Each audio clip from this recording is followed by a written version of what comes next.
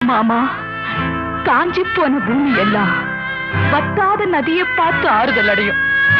அந்த நதியே காஞ்சி போயிட்டா துன்பப்படுறவங்க எல்லாம் அவங்க கவலைய தெய்வத்துக்கிட்ட முறையிடுவாங்க.